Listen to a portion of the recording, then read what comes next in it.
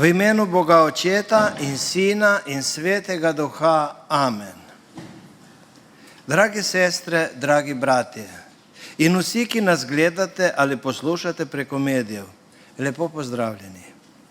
Dobrodošli v hiši molitve, ker nas Gospod v teh časih nemira in negotovosti vabi, da odložimo svoje skrbi in jih položimo v njegove roke. Ne pozabimo, da je Bog vedno z nami, tudi ko se zdi, da so poti težke in nejasne. Naj nas Sveti Duh na današnjem bogoslužju okrepča in opogumi, da bomo z zaupanjem, ljubeznijo in pogumom šli naprej. V nadaljevanju prisluhnimo obvestilom. Jutri, v ponedeljek ob 19. uri, bo v cerkvi molitveno srečanje, kjer bomo v molitvi in premišljevanju iskali bližino Boga. Molitev nas povezuje, osrečuje in krepi v veri. V sredo, prav tako ob 19. uri, pa bo študijsko bogoslužje na temo milost. V nedeljo pa se ponovno zberemo ob 10. uri na osrednjem bogoslužju. Ta teden je tudi teden posta in molitve, zato vabim vse, ki se želite vključiti v post, da se prijavite pri Leji Brkić. Včeraj smo imeli cerkveno poroko, ko sta zakonsko zvezo sklenila Matevž in Nina Kocjan. Ob tej priložnosti ima kot cerkev želimo obilo Božjega blagoslova. V četrtek pa smo imeli cerkveni pogreb, ko smo se poslovili od očeta naše drage sestre Dragane. Dragana je prosila za besedo. Izvoli.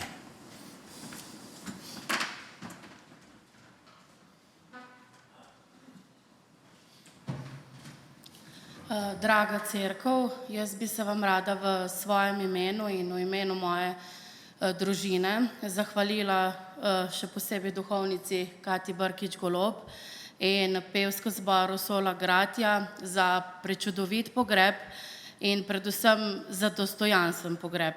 Naj vas Gospod obilo vse blagoslovi.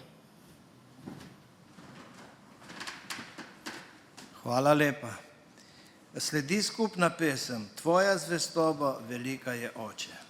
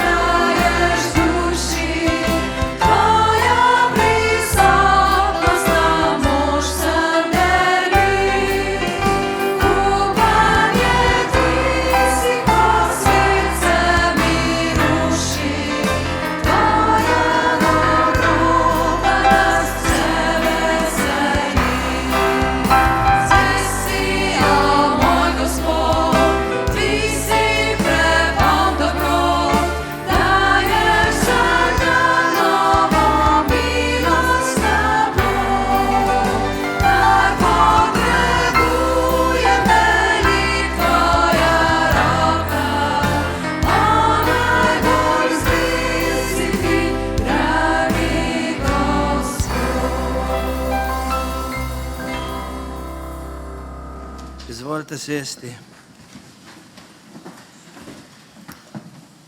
Biblično vodilo za ta teden je iz Evangelija po Luku, 19. poglavje, 10. vrstica. Pravi pa takole: Sin človekov je namreč prišel iskat in rešiti, kar je izgubljeno. Prisluhnimo še delčku 103. psalma. Slavi moja duša Gospoda, vsa moja notranjost njegovo sveto ime. Slavi moja duša Gospoda, ne pozabi nobenega dejanja njega, ki odpušča vso tvojo krivdo, ki ozdravlja vse tvoje bolezni, ki iz jame rešuje tvoje življenje, ki te krona z dobroto in usmiljenjem, ki tvoja leta nasičuje z dobrinami, kakor orlu se obnavlja tvoja mladost. Usmiljen in milostljiv je Gospod, počasen v jezi in bogat v dobroti. Ne pravda se venomer, ne očita na veke, z nami ne ravna po naših grehih, ne vrača nam po naših krivdah. Zakaj, kakor je nebo visoko nad zemljo, je njegova dobrota silna nad tistim, ki se ga bojijo. Kakor je vzhod oddaljen od zahoda, oddaljuje od nas naša hudodelstva. Kakor oče izkazuje usmiljenje nad otroki, Gospod izkazuje usmiljenje nad tistim, ki se ga bojijo. Amen. Pred nami je molitev kesanja in priznanja grehov.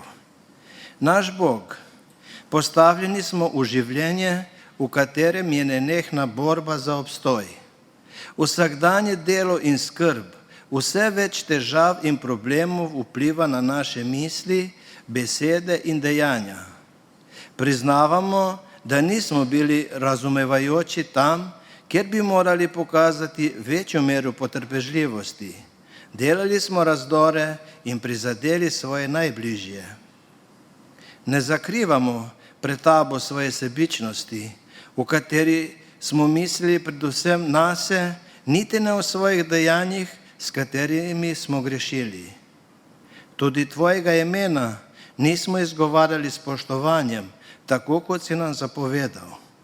To je naš greh in naša obtožba pred tabo, svetim. Zato prosim, Gospod, usmili se.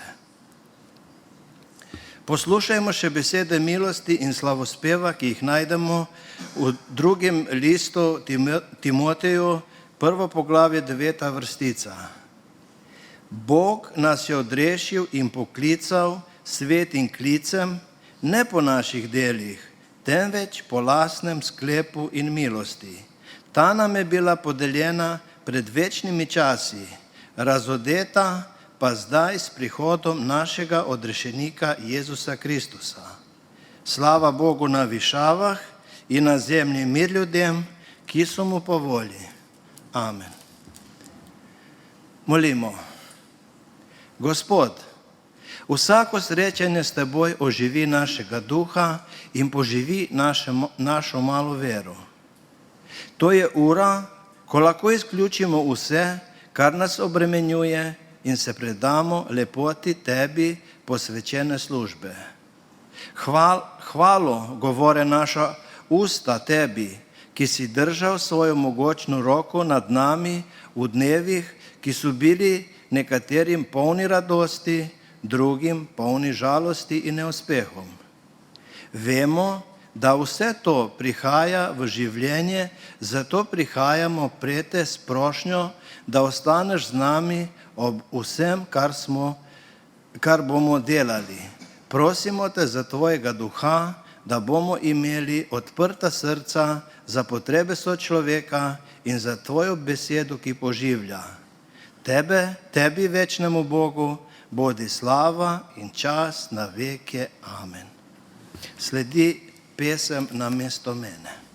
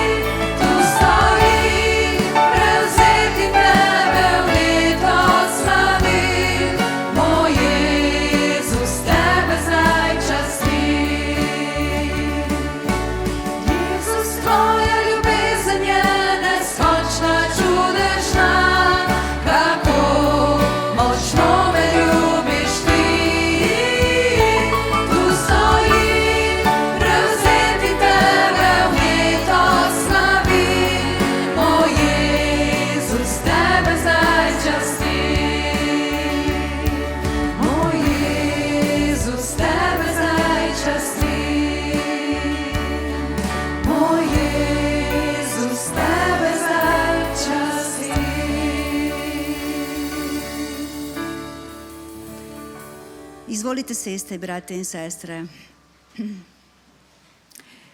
Berilo za današnje bogoslužje je iz preroka Miheja, 4. poglavje, in pravi takole: Kdo je Bog, kakor ti, ki odpuščaš krivdo, ki greš preko pregrehe k ostanku svoje dediščine? Ne drži na veke svoje jeze, kaj ti ugaja mu dobrohotnost. Spet se nas bo usmilil, poteptal bo naše krivde. V globine morja boš zagnal vse naše grehe. Izkazal boš Jakobu svojo zvestobo, Abrahamu svojo dobroto, kakor si prisegel našim očetom od nekdanjih dni.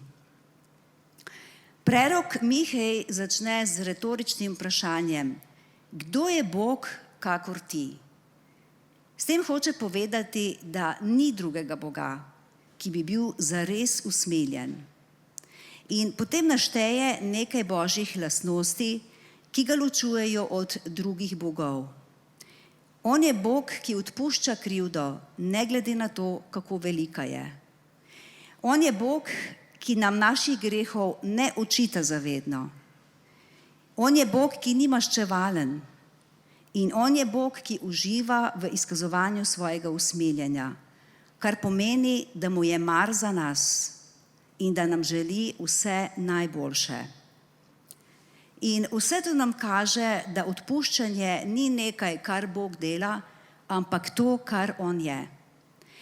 In to odpuščanje ni enkraten proces ali dogodek, kajti stalno nam odpušča. In dejstvo, da vrže naše grehe v morske globine, je metafora, ki pomeni in kaže na njegovo popolnost, njegovega usmiljenja in odpuščanja. Kajti to, kar je vrženo v morske globine, ni več nikoli vidno. Bog nam odpušča naše grehe ne zaradi naših zaslug, ampak zaradi svoje milosti. In to odpuščanje prejemamo po veri kot dar. Bog nam odpušča zato, ker nas ljubi, ne zato, ker bi si mi to zaslužili ali ker bi to moral narediti. In zato lahko pridemo pred njega s kesanim srcem, kajti danes je čas za novo priložnost. In znani pridigar iz 19. stoletja Charles Spurgeon je slikovito opisal Božje odpuščanje. Takole je zapisano: Veselje odpuščanja ima glasnejši glas od glasu greha. Božji glas, ki govori o miru, je najslajša glasba, ki jo lahko sliši uho. In vabim nas, da v naslednjih trenutkih damo slavo in čast Bogu, ki je vsemogočen, a hkrati pripravljen odpuščati naše grehe in mu je mar za vsakega izmed nas.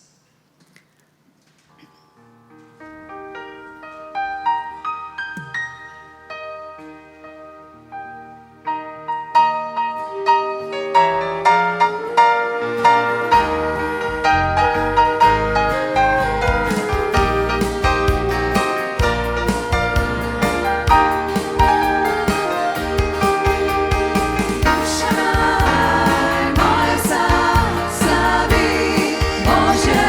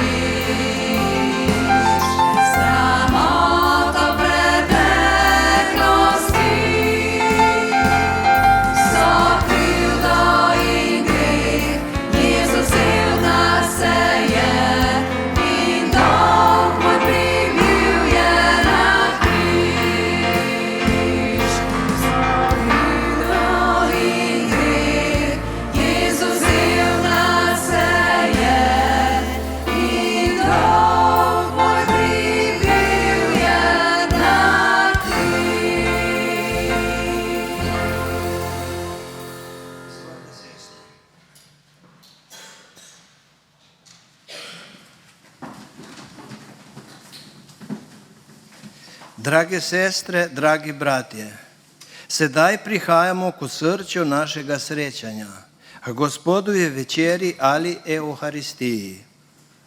To ni le obred, ampak trenutek, ko se Jezus daruje za nas in nam v kruhu in vinu podarja samega sebe. Ko zaužijemo kruh in vino, naj bo to korak vere, hvaležnosti in notranje odprtosti. Naj naše srce postane prostor, kjer Gospod najde dom sredi vseh naših ran, dvomov in tihega hrepenenja. Če si utrujen, pridi. Če si hvaležen, pridi. Če si v iskanju, pridi. On te sprejme takšnega, kakršen si. Bog si ne želi le pogovarjati z nami, ampak si želi biti z nami vsak trenutek. Zato ob zaužitju Euharistije postanemo del čudeža ljubezni, ki se ne izčrpa, ampak se deli in v tem je moč krščanstva. Molimo. Gospod Jezus, stojimo pred Teboj z globoko hvaležnostjo za Tvojo daritev, ki je bila storjena na križu Golgote.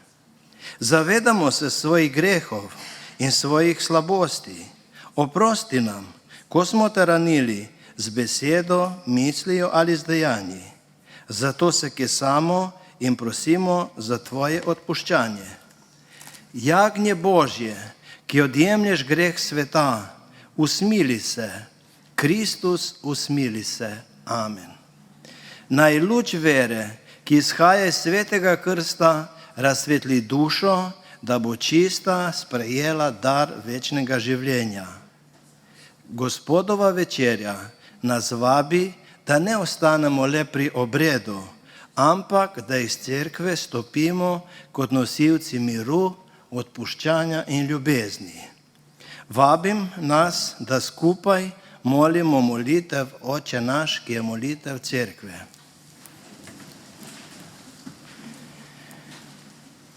Oče naš, ki si v nebesih, posvečeno bodi Tvoje ime, pridi k nam Tvoje kraljestvo, zgodi se Tvoja volja, kakor v nebesih, tako na zemlji.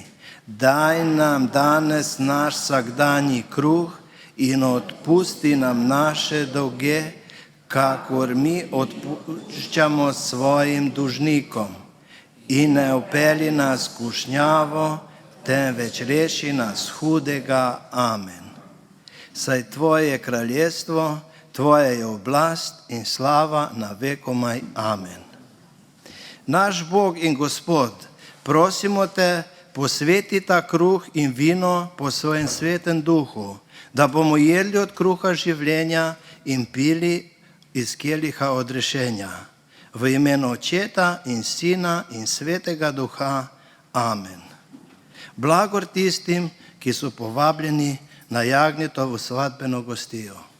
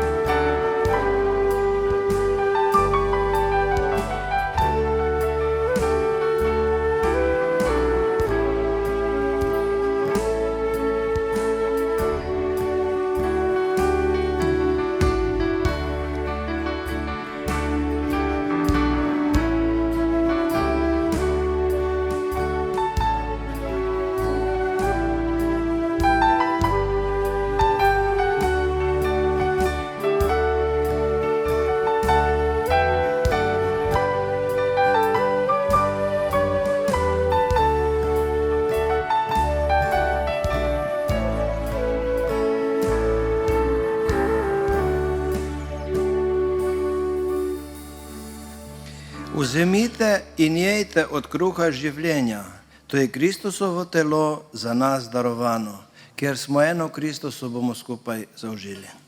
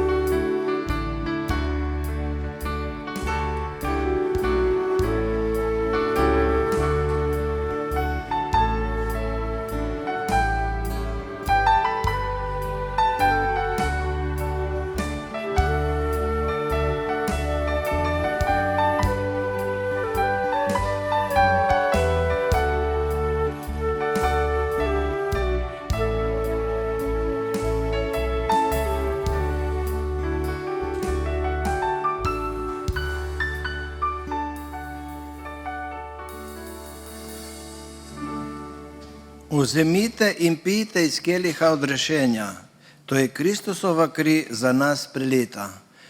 Ker smo eno v Gospodu, bomo skupaj zaužili.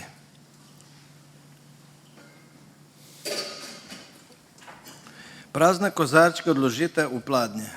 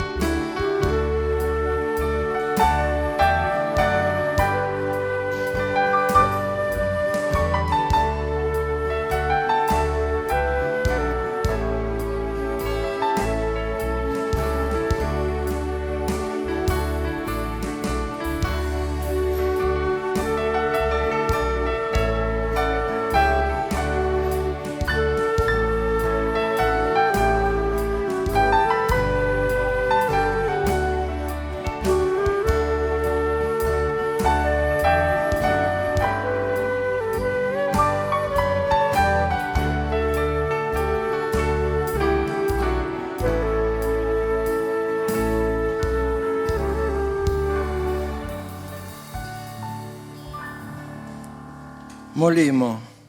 Gospod Jezus, hvala ti za dar tvojega telesa in krvi, ki smo jo prijeli v Evharistiji. Naj ta sveti obrok okrepi našo vero, naše srce in našo ljubezen do tebe in bližnjega. Nauči nas služiti z veseljem in ponižnostjo, da bomo odsev tvoje ljubezni v svetu. Amen. Izvolite sesti.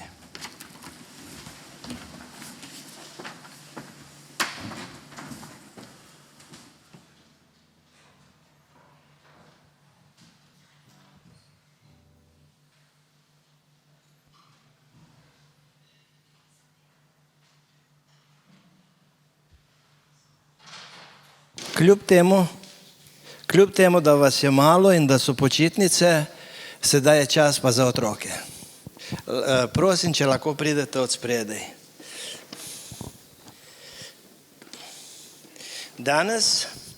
Danes imam dva prijateljčka s seboj. En kuži in en medi. Kdo bi imel rad tega lepega kužka? Od otrok. Ali pa tudi od starejših lahko ima. Bi ga imel rad? Kaj pa tega? Bi kdo imel rad tega? Ker je tale je umazan, je raztrgan, brez ušes bi ga imel. Seveda, tega lepega bi ga vsi imeli, ampak tega pa bolj tako. Pa vam povem eno zgodbico, eno skrivnost o tem medvedku. Tale medvedek je najljubša igrača našega kužeta. Kljub temu, da je umazan, da je raztrgan, kuža ga ima zelo rad. Se igra z njim, spi z njim in cel dan ga premetava. Zakaj pa otroci nimajo rad takega umazanega, raztrganega kužka? Zato, ker je grd, ker je umazan, ker je raztrgan. Ampak, veste otroci, tako tudi Jezus gleda na vse nas. Ne glede na nas, ali smo umazani, ali smo raztrgani, ali imamo napake, Jezus nas neizmerno ljubi. Tudi takrat, ko naredimo kaj narobe, Jezus nas ne zamenja, nas ne vrže stran kot staro igračo. Veste, kaj naredi? Vam povem to skrivnost.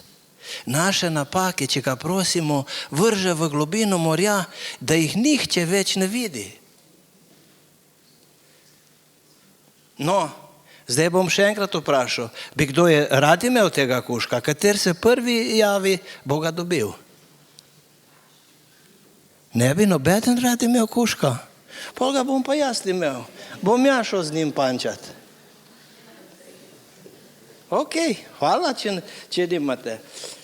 Dragi otroci, ne pozabimo, da Jezus ima rad vse ljudi, ne glede na narodnost, na barvo kože, na znamko mobitela, na znamko avtomobila, ki ga oči pelje. Pri Jezusu on ne dela nobenih razlik. Jezus nas vse ljubi. In zato zdaj, ta najmanjši, imate verouk, ostali pa boste pa ostali pri poslušanju Božje besede. Ok, bom pa jaz to odnesel doma, pa se bom jaz igral.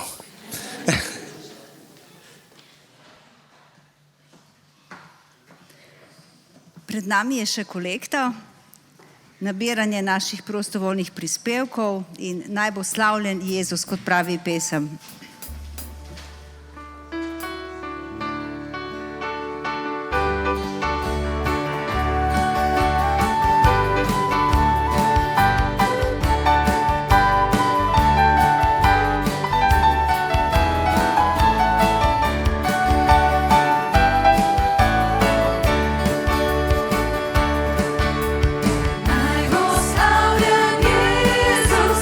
Naj bo slavljen Jezus,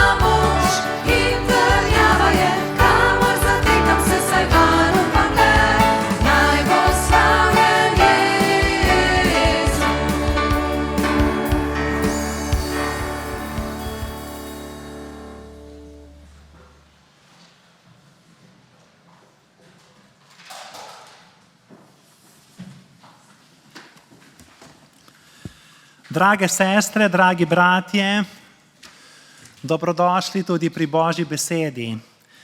Spreobrnjenje Savla iz Tarza v krščanstvo velja poleg življenja, smrti in vstajenja Jezusa Kristusa za najpomembnejši dogodek v zgodovini človeštva. Saj razvoj krščanstva lahko pripišemo ravno apostolu Pavlu, ki pa se je predstavil kot prvi med grešniki. Nepričakovano. Savel je bil najbolj zagrizen sovražnik krščanstva. Kristjane je preganjal, jih hotel izkoreniniti. Smrtno je preganjal pot, tako je zapisano v apostolskih delih, to je krščanski nauk in kristjane. Moške in ženske je kruto vklepal v verige in jih metal v ječo. Otroci teh mučencev so ostali brez staršev. Bil je nosilec smrti. In ravno tega brezsrčnega človeka je Bog izbral za širjenje dobre novice. Nihče ni tako daleč, da ga Božja dolga roka ne bi mogla zvabiti. Iz današnjega besedila apostola Pavla zvemo, kaj je v krščanstvu glavno. Ustanimo in prisluhnimo. Iz prvega pisma Timoteju, 1. poglavje, 15. vrstica, takole pravi: Zanesljiva je tale beseda in vredna popolnega sprejetja. Kristus Jezus je zato prišel v svet, da bi rešil grešnike, med temi pa sem prvi jaz. Hvala Bogu za njegovo sveto, resnično in večno besedo. Amen.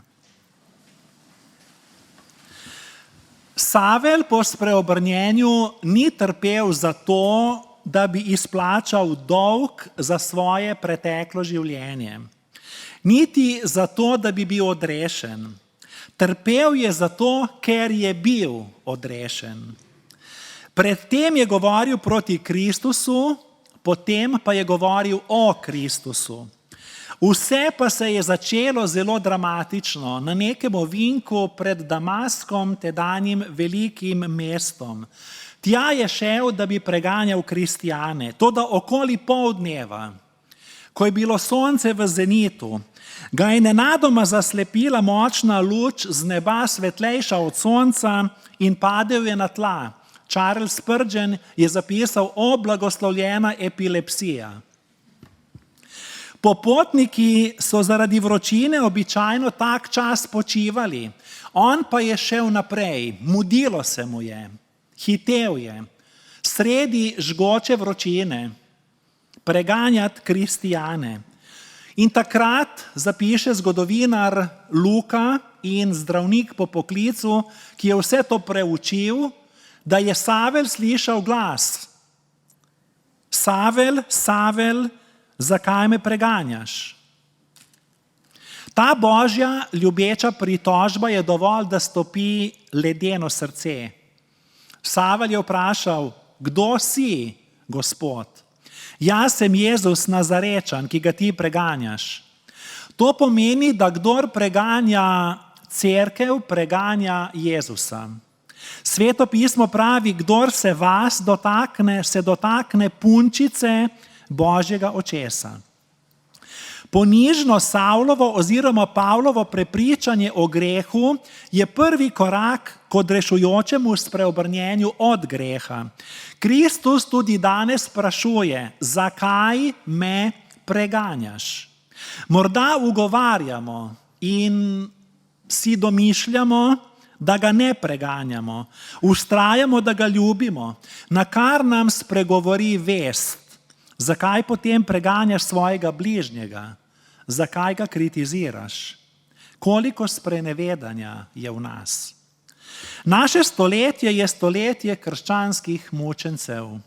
Zapisi pravijo o množicah krščanskih sester in bratov po svetu, ki so zaradi vere preganjani, zaprti, mučeni, usmrčeni. Več kot v vseh prejšnjih stoletjih skupaj. Ravno Savel je bil med tistimi, ki so odobravali brutalni uboj prvega krščanskega mučenika Štefana. Bil je poleg. Vsak kamen, ki je bil vržen v Štefana, je vržen v Kristusa. Vsako bolečino, ki jo je čutil Kristus, je čutil Kristus. Vsako bolečino, ki jo je čutil Štefan, se opravičujem, jo čuti Kristus. Toda čudež odrešitve je Savla iz Tarza v trenutku spremenil iz svojeglavega gospodovalnega farizeja v ponižnega služabnika Gospoda Jezusa. Savel ni iskal Jezusa, aktivno mu je nasprotoval, vendar Jezus je posredoval in ga poklical. To kaže, da je odrešenje Božje delo, ne pa človeški napor. Drage sestre, dragi bratje, nedavno sem prebral, da je mama 5-letni vnukinji skušala razložiti, zakaj je njen dedi umrl in kje je. Povedala je, prepričana sem, da je dedi v nebesih, ker je bil zelo priden. Deklica je žalostno odgovorila, jaz očitno ne bom v nebesih. Presenečena mama jo je vprašala, zakaj tako misli. Hči je odgovorila, zato, ker mi stalno govoriš, da nisem pridna. To je primer napačne vzgoje, pa tudi primer napačne razlage krščanske vere. Namen postave je, da nam pokaže Božja popolna merila in našo potrebo po Kristusu. Ne gre za moraliziranje. Milost, usmiljenje in mir, stebri odrešenja, kapsula, zdravilna kapsula. Milost je temelj odrešenja, usmiljenje izraža odrešenje, mir potrjuje odrešenje. Milost nas opravičuje, usmiljenje nam odpušča, mir nas osvobaja. Apostol Pavel je povedal na glas, da je prvi med grešniki. Tega ni prikrival, niti olepševal. Svoji preteklosti ni mogel ubežati. Njegov predkrščanski način življenja je pustil krvavi madež v življenju mnogih vernikov. Svojim verskim fanatizmom se je celo ponašal. Z brutalnimi verskimi načeli strogega judovskega zakona je toliko pretiraval, da se je imel za neoporečnega, brezmadežnega. Verjel je, da je nova vzhajajoča zvezda farizejstva na nebo judaizma, rešitelj postave. Toda ljubeči Bog je imel za tega svetega grešnika načrt. Pavel je zapisal, Kristus Jezus je zato prišel v svet, da bi rešil grešnike, med temi pa sem prvi jaz. Kaj pomeni izraz prvi med grešniki? Ali gre za pretiravanje? Ali to lahko spregledamo? Katere grehe to vključuje? Pavel ni dosegel popolnosti. Popolnost je možno doseči le v Kristusu. Popolnost nam je obljubljena samo v Kristusu. Vedno smo hkrati grešniki in svetniki. Ni brezgrešnih kristijanov. Kristijan je hkrati v celoti grešnik, ki si zasluži Božjo kazen, in hkrati v celoti pravičnik zaradi Jezusovega opravičenja na križu. Brez takšne hkratnosti zapademo v moralizem, to je izrekanje sodbe stališča morale, in to zanikuje Božjo milost. S tem odrešenje zreduciramo na proces samoizboljševanja lastnih zaslug. Za Lutra je bilo to nesprejemljivo, namreč rekel je, to ni združljivo s Svetim pismom, in na to je zapisal, če moramo opraviti svoj del in se Bogu približati na pol poti, imamo na koncu tako prestrašeno vest, da evangelij ni vesela novica, ni krščanstvo, ampak neizprosna obsodba in religija. Martina Lutra lahko z vsemi častmi imenujemo cerkveni oče, saj je z evangelijem cerkev toliko prečistil, da jo je vrnil k izvirom. Trdil je, da imamo samo eno izbiro, Bog ali malikovanje, pri čemer je pri malikovanju mislil predvsem na malikovanje sebe. Zato je zapisal, da kristjan ne živi v samem sebi, temveč v Kristusu in v svojem bližnjem. V Kristusu živimo po veri, v bližnjem pa živimo po ljubezni. Kajti ljubezen je tisto, česar ne moremo nikoli imeti dovolj in edino, česar nikoli ne dajemo dovolj. Mnogi verjamejo, da morajo svoje življenje očistiti in šele nato priti k Bogu. Savlovo spreobrnjenje dokazuje nasprotno. Luther je zapisal, da so vsi naši grehi preteklosti, sedanjosti in prihodnosti toliko Kristusovi, kot če bi jih zagrešil on sam. Kako čudežna zamenjava, kako čudežna osvoboditev od krivde je to. Podarijo lahko samo ljubeči Bog. Zmotno je misliti, da smo popolni, brezgrešni. Poznal sem več kristjanov, ki so trdili, da od svojega spreobrnjenja dalje več niso grešili. Savel, ki je postal apostol Pavel, pa je v pastoralnem pismu Timoteju priznal, Kristus Jezus je zato prišel v svet, da bi rešil grešnike, med temi pa sem prvi jaz. In to je zapisal v sedanjiku, v sedanjem času. Tako je napisano tudi v grškem izvirniku. Ni napisal, da je bil grešnik nekoč, ali pa da bo grešnik nekoč v bodoče, ampak da je grešnik zdaj, v sedanjiku.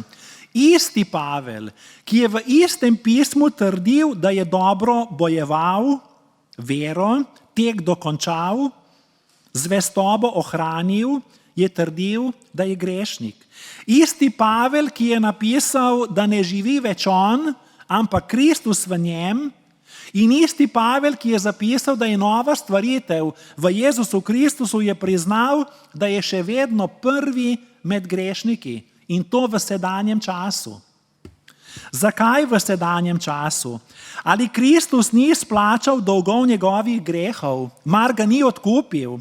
Ali ni bilo njegovo kesanje zaradi grehov iskreno in globoko? Ali ni zaupal Božji milosti, ki jo je toliko opeval? Ali ni ustanovil toliko in toliko novih cerkva? Ali ni bil uporabna posoda v Božji roki? Hitro se nas lahko polasti duhovni napuh. Duhovni napuh, ošabnost, ki je demonski greh. Na začetku smo ponižni, skesani grešniki, nato pa se ujamemo v past farizejstva in se postavimo nad ostale kot boljši. Resnična svetost se zaveda svoje grešnosti in nepopolnosti. Zato je Pavlovo priznanje, zapis nove zaveze, zanesljiva je tale beseda in vredna popolnega sprejetja. Kristus Jezus je zato prišel v svet, da bi rešil grešnike, med temi pa sem prvi jaz. Če ste obupali nad seboj, je to tolažba. Če ste obupali nad nekom in mislite, da ne bo nikoli srečal Jezusa, je to upanje. V naši narcisistični kulturi samopoveličevanja in hvalisanja bi se s Pavlom zaradi njegove izjave prepirali. Prepričevali bi ga, da ni tako slab, da je vendar uspešen. Trdili bi, da ima slabo duhovno samopodobo. Vendar Pavel tega ne bi storil, vztrajal bi v tem, kar je zapisal. Prvi med grešniki. Ne bi odvračal pozornosti od svoje grešnosti. Svoje grešnosti ne bi opravičeval. Za svojo grešnost ne bi krivil drugih. Tega ne bi govoril z lažno ponižnostjo, ampak iskreno. In na seznam se je postavil na prvo mesto. Evangeličanski teolog in pastor Dietrich Bonhoeffer, žrtev nacizma, je zapisal, citiram, odpovedati se duhovne domišljavosti in se brez oklevanja družiti s ponižnimi pomeni imeti se za največjega grešnika. Brezgrešni Jezus se je pri krstu postavil v povorko grešnikov. Do tega ima padla človeška narava odpor, ker stremimo k temu, da bi bili bogovi ali vsaj polbogovi. Sliši se kot pretiravanje, kot neresnica, pa vendar je celo sveti Pavel o sebi rekel, da je prvi med grešniki. Če se nam naša grešnost zdi manjša ali manj gnusna od grešnosti drugih, sploh ne vidimo svoje grešnosti, ampak smo zaslepljeni. Moj greh je vedno največji, najhujši, najbolj gnusen in najbolj graje vreden. Bratska ljubezen mora najti nešteto olajšav za grehe ostalih, le za svoj greh ne smem najti nobenega opravičila. Ne smem si domišljati, da sem boljši od ostalih. Zato sem tudi jaz prvi med grešniki. Konec navedka. Bog je tam, kjer je naš greh. Nepričakovano. Kot smo slišali že v nedeljo, stara cerkev je oznanjala, kdor spozna svoje grehe, je večji kakor tisti, ki obudi mrtvega. Kdor vidi svoje slabosti, je večji kakor tisti, ki vidi odprto nebo in svete angele. John Newton je zapisal, ko bom prišel v nebesa, pričakujem, da bom tam videl 3 čudeže. Prvič, tam bodo tisti, za katere sem mislil, da jih tam ne bo. Drugič, tam ne bodo tisti, za katere sem mislil, da tam bodo. In tretjič, največji čudež od vseh bo ta, da bom tam jaz.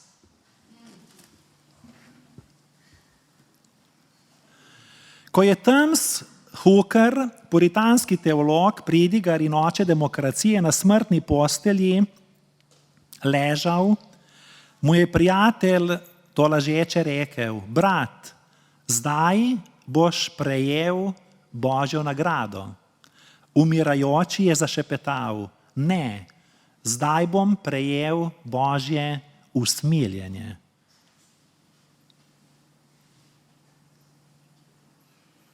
Vedno je naglašal, da velikost človeškega greha ne more ovirati veličine Božjega usmiljenja. Zato svojega odrešenja ne smemo graditi na občutku, na pesku občutkov, ampak na skali, kot je včeraj duhovnica Katja pri poročnem obredu povedala, na skali, ki je Kristus. Zelo nevarno je spodbujati brezgrešni perfekcionizem, ker to vodi v frustracije in travmo.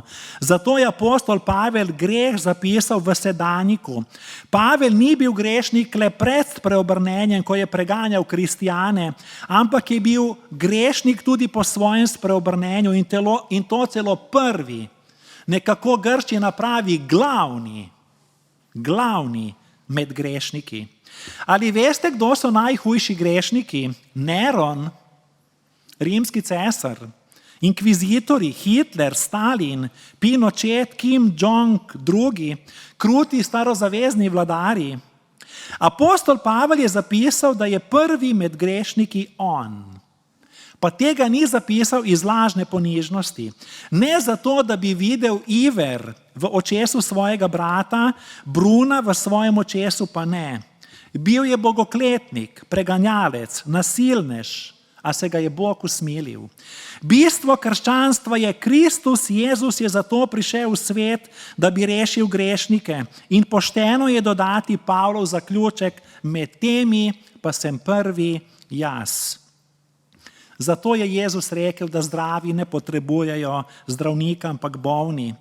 Da je prišel klicati grešnike, ne pa pravičnih. Iskati, kar je izgubljeno. Bog ve, da ni nič lažje kot grešiti in da noben svetnik ni brez napak. Zato gre za Božjo nezaslišno, nerazumno milost, ki išče, rešuje izgubljene, ne glede na stroške, ne glede na logiko.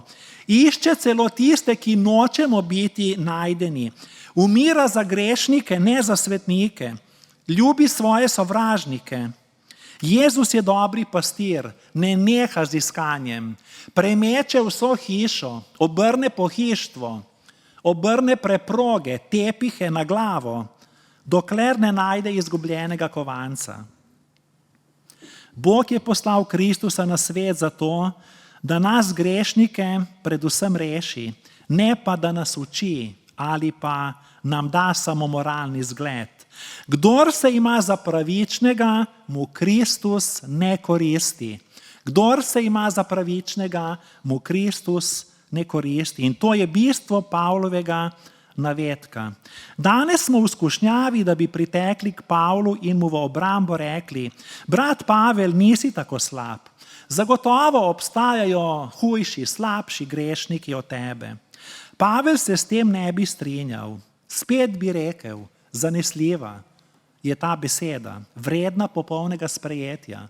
Jezus Kristus je prišel na svet zato, da bi rešil grešnike, med temi pa sem prvi jaz. In v tej vrstici imamo cel evangelij, iz globine srca. Ta evangelij je tako zanesljiv, kot bi nam govoril sam Pavel. Poglejte mene, Pavla, to je Božji scenarij, to ni človeško delo. V Damask sem se podal kot farizej in vojak proti Kristusu, vrnil pa sem se kot pomiloščeni grešnik in sveti norec za Kristusa. Mi s svojimi grehi Kristusa ne moremo ljubiti, zato mu dovolimo, da on ljubi nas. Končujem. Angleški državnik Oliver Cromwell iz 16. stoletja je ukazal ustreliti angleškega vojaka zaradi dezerterstva. Usmrtitev naj bi se zgodila naslednji dan, ko bi večerni zvon v lokalni cerkvi odbil 6. uro. Obsojenca so odpeljali na kraj usmrtitve, mu zakrili oči in ga zvezali. Strelski vod s poveljnikom je bil pripravljen. Nastopil je določeni čas, a iz cerkvenega zvona, stolpa z uro, ni bilo zvoka. Častnik je poslal vojaka k cerkvi, da preišče zadevo. Vojak se je vrnil z mladim dekletom. Priznala je, da se je povzpela na zvonik in s svojimi dlanmi preprečila zvonjenje, torej udarjanje zvonov. Njene roke, predvsem pa dlani, so bile krvave, polne modric in globokih ran. Njen zaročenec je bil pomiloščen, saj je določeni čas za njegovo usmrtitev minil. To se je res zgodilo. Velika zgodba iz zgodovine. A to ni samo zgodba davne preteklosti, daljnega kraja. To je tudi naša zgodba. Kot grešniki smo bili po pravici obsojeni na smrt. Dezertirali smo proč od Boga. Toda Kristus, ki ga žene brezpogojna ljubezen do nas, je ukrepal in spremenil našo usodo. Poglejmo njegove pretepene in krvaveče roke, ki so bile pribite na križ. Dolg moj pribil je na križ, smo peli. Te raztrganine so dokaz Božje ljubezni do nas. Zato je apostol Pavel svoj zapis končal z doksologijo, s hvalnico. Kralju vekov pa, neminljivemu in nevidljivemu edinemu Bogu, čast in slava na veke vekov. Amen. In mir Božji, ki presega ves človeški razum, naj varuje vaša srca in vaše misli v Jezusu Kristusu, našem Gospodu. Vabim k molitvi. Gospod, tudi jaz priznavam, da je evangelij zanesljiv in vreden popolnega sprejetja. Kristus Jezus je zato prišel v svet, da bi rešil grešnike, med temi pa sem prvi jaz. Gospod, naj so solze našega kesanja izvirna voda svetega krsta. Odpusti nam, ker postajamo družba, v kateri je postalo izražanje čustev sramotno in znak šibkosti. Prosimo te, da se zamislimo nad tem, kar so rekli stari očetje vere, da so solze vlažne, slane, tople in grenke. Tople zato, da ogrejejo ledeno vest. Vlažne zato, da omehčajo trdo srce. Slane zato, da ostolijo dušo, ki se kvari v grehu. Grenke zato, da dušo odvrnejo od ljubezni do minljivega sveta. Gospod, operi naše solze kesanja v svoji krvi, da se ne bi prevzeli in omalovaževali tvoje milosti. Amen. Pesem pravi: hvala ti, ker rešil si me.